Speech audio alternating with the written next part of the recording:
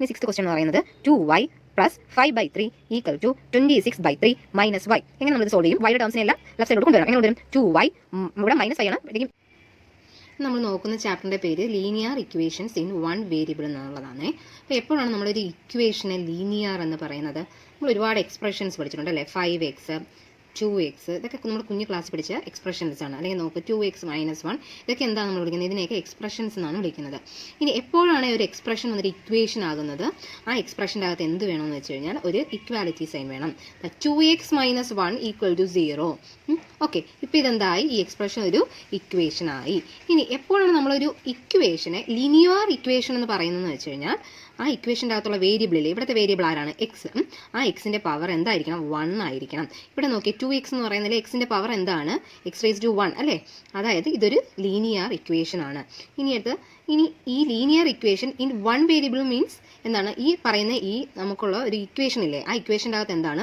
ഒറ്റ വേരിയബിളേ കാണുള്ളൂ. ഇവിടെ നോക്കൂ, 2x - 1 എന്ന് ഈക്വൽ ടു 0 എന്ന് പറയുന്ന ഇക്വേഷൻ എടുത്തു കഴിഞ്ഞാൽ ഇതിലെന്താണ്? ഒരൊറ്റ വേരിയബിളേ ഉള്ളൂ. വേരിയബിളിൻ്റെ പേരെന്താണ്? ഇനി ഇവിടെ നോക്കിയേ, 2x plus 3y equal to 0. ഇവിടെ ഈ ഇക്വേഷൻ എന്തുണ്ട്? ഇവിടെ ഒരു എക്സ് ഉണ്ട്, ഇവിടെയാണ് y. അതായത് 2 വേരിയബിൾസ് ഉണ്ട്. അപ്പോൾ നമുക്ക് എന്താണ്? ഇതിനെ ഒരു 1 വേരിയബിൾ എന്ന് പറയാൻ പറ്റത്തില്ല അല്ലേ? 1 വേരിയബിൾ, ഇത് 1 വേരിയബിൾ അല്ല. ഇതിലെന്താണ്? 2 വേരിയബിൾസ് ഈ ഇക്വേഷൻ്റെ അകത്തുണ്ട്. ഓക്കെ, അപ്പോൾ ഇതാണ് ഒരു ലീനിയർ ഇക്വേഷൻ എന്നുകൊണ്ട് ഉദ്ദേശിക്കുന്നത്. ഫസ്റ്റ് ഓഫ് ഓൾ എന്ത് വേണം? ഒരു ലീനിയർ ഇക്വേഷൻ ആണെങ്കിൽ അവിടെ എന്താണ്? ഇക്വാലിറ്റി സൈൻ വേണം. രണ്ടാമത്തെ കാര്യം എന്താണ്? എക്സിൻ്റെ വാല്യൂ, എക്സ് അതായത് വേരിയബിൾ എക്സ് വൈ ഇതൊക്കെയാണ് വേരിയബിൾസ്. ഈ വേരിയബിൾസിൻ്റെ പവർ എന്തായിരിക്കണം? പവർ എപ്പോഴും 1 ആയിരിക്കണം. ഓക്കെ, ഇനി എന്തുവാണ്?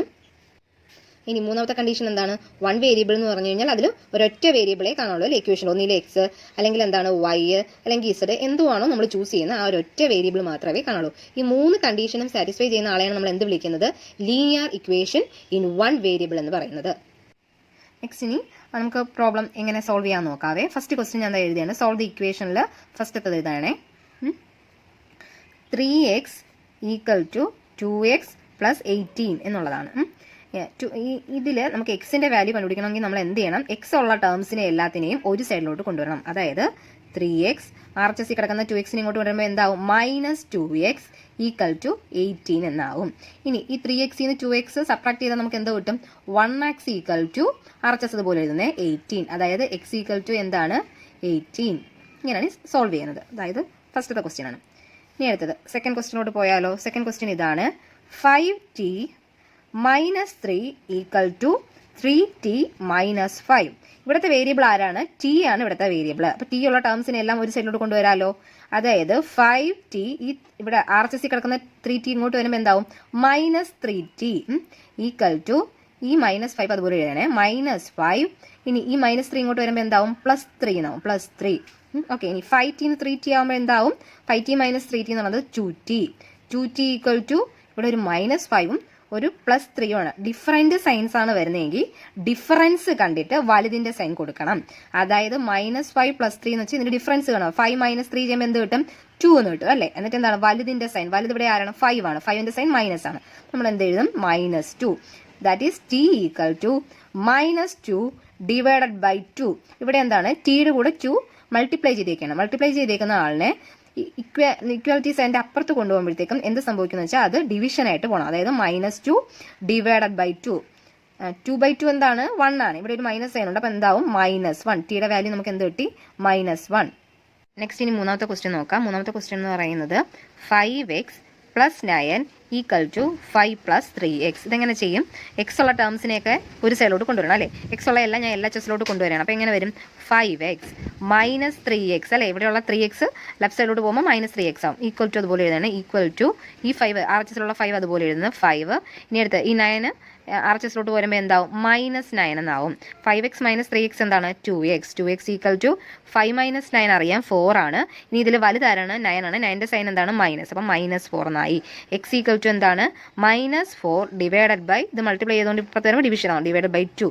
That is x equal to -2. Next question എന്ന് പറഞ്ഞാൽ 8x + 4 ഈക്വൽ ടു 3x - 1 + 7 എന്നുള്ളതാണ്. ഇതെങ്ങനെ ചെയ്യും? 8x അതുപോലെ എഴുതി. 8x + 4 ഞാൻ LHS അതുപോലെ എഴുതി ഈക്വൽ ടു ഇവിടെ കണ്ട ഒരു ബ്രാക്കറ്റ് ഉള്ളത്. ബ്രാക്കറ്റിൻ്റെ പുറത്ത് ആരുണ്ട്? 3 ഉണ്ട്. അപ്പോൾ ഈ 3 കൊണ്ട് ബ്രാക്കറ്റിൻ്റെ അകത്തുള്ള ഓരോ ടേംസിനെ മൾട്ടിപ്ലൈ ചെയ്യണം. അപ്പോൾ എങ്ങനെ വരും? 3x 3യും x കൂടെ ആകുമ്പോൾ 3x ആയി. ഇനി അടുത്ത് ഈ മൈനസ് അതുപോലെ എഴുതി. മൈനസ് ഈ 3യും 1 കൂടെ എന്താവും? 3 എന്നാവും 3. അടുത്ത് ബാക്കി റിമൈനിങ് ആരുണ്ട് +7. ഇനി എന്താണ് നമ്മുടേത്? നമുക്കിത് സോൾവ് ചെയ്യണമെങ്കിൽ LHSൽ എടുത്തോട്ട് എല്ലാ എക്സിൻ്റെ ടേംസിനെയും കൊണ്ടുവരണം. അപ്പോൾ 8x അതുപോലെ എഴുതി 8x. ഇനി RHSൽ ആരുണ്ട്? ഒരു 3x ഉണ്ട്. ആ 3x LHS വരുമ്പോൾ എന്താവും? -3x എന്നാവും. -3x = ഇവിടെയുള്ള 3 അതുപോലെ തന്നെ -3. ഈ +7 അതുപോലെ എഴുതി 7. ഇനി ഇവിടെയുള്ള 4നെ റൈറ്റ് സൈഡിലോട്ട് കൊണ്ടുവരുമ്പോൾ എന്താവും? -4. നെക്സ്റ്റ് സ്റ്റെപ്പിൽ നോക്ക്. 8x - 3x എന്താണ്? 5x അല്ലേ? 5x = ഈ -3യും -4ഉം കൂടെ എന്താവും? -7. ഈ +7 അതുപോലെ എഴുതി 7. ദാറ്റ് ഈസ് 5x = -7 +7 കൂടെ എന്താണ്? 0. അതായത് x = 0/5 എന്നാവും.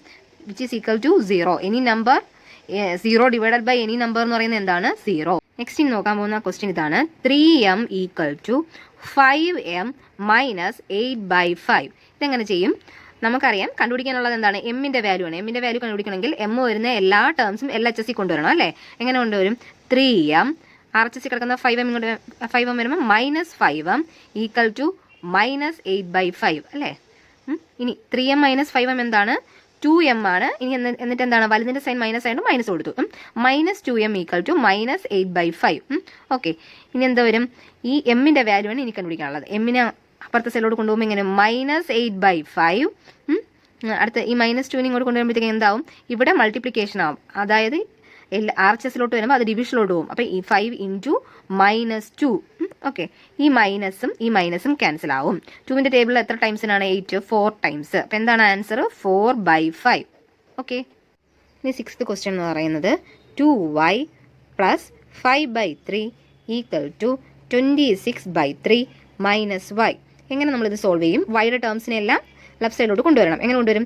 2y ഇവിടെ -5 ആണ്. അപ്പോഴത്തേക്കും ഇക്വാലിറ്റിക്ക് ഇപ്പുറത്ത് വരുമ്പോൾ എന്താവും? +5 എന്നാവും. +5 = ഈ 26/3 അതുപോലെ എഴുതണേ. 26/3.